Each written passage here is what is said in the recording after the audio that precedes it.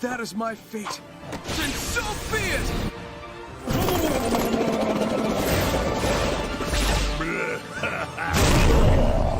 You will never be loved. I can't help the fact that I feel this way. No fear, no pain. I love my Tatsukagiri. No fear, no pain. Osoreru mono wa nani mo nai. On the surface to Western audiences, this might be one of the most confusing videos you've ever watched if you know nothing about tokusatsu. Your earliest exposure to this genre is probably Power Rangers or Godzilla. Before I get to the references, I have to explain what tokusatsu even is. Tokusatsu, which translates to special filming, is a Japanese term for live-action film or television drama that uses heavy special effects. That being said, today we're going to talk about Kamen Rider, or as it's translated in the States, Mass Rider, but we do not talk about that terrible adaptation from the 90s, although Dragon Knight's okay. Created by the legendary Shotaro Ishinomori, sorry if I butchered the name, Japanese is not my strong suit, the brainchild behind other properties such as Cyborg 009 and Super Sentai, later adapted into Power Rangers. Now that we've got that pretext out of the way, let's dive into those references. Let's start off with a classic, and probably more obvious to all the tokusatsu superfans, Dragon Ball Z and Dragon Ball Super. The first instance of a Kamen Rider reference, and subsequently a Super Sentai reference, is the Ginyu Force, with their dramatic poses and roll call, which had a major effect on the character of Son Gohan, who would later become a Kamen Rider-esque superhero dubbed the Great Saiyaman. In Dragon Ball Super, one of the Universe 3 fighters, titled Catospera, I could be saying that wrong, is a masked superhero who could change into 3 different colors and fight his enemies, which is he's also a cyborg, and his belt is very similar to the henshin devices that Kamen Riders use. And the whole robot motif harkens back to Ichigo.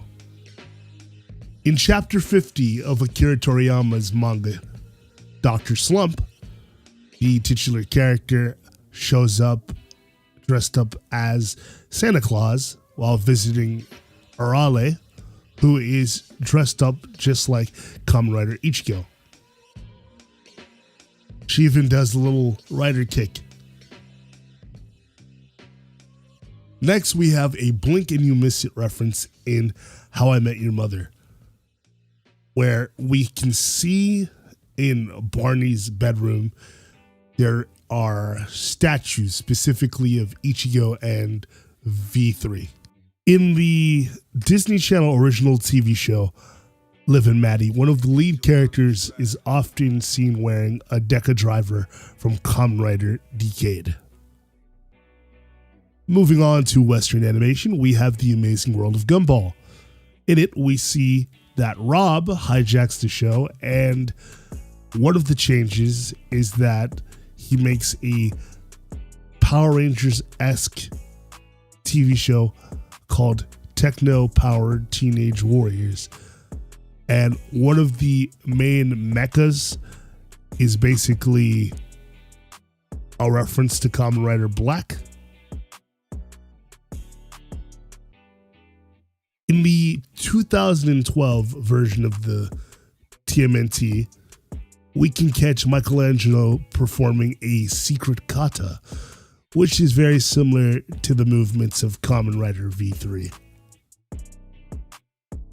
In the Fairly Odd Parents TV movie, Channel Chasers, we can catch Timmy watching something called Mahamushi, and one of the characters looks just like Kamen Rider V3.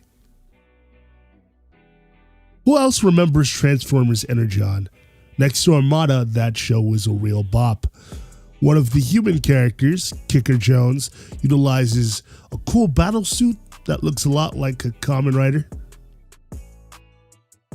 Yu-Gi-Oh! Has several references to Kamen Rider, including the Masked Hero line of cards used in GX, and another card line called the Insectors that drew heavily from the Kamen Rider Kabuto era,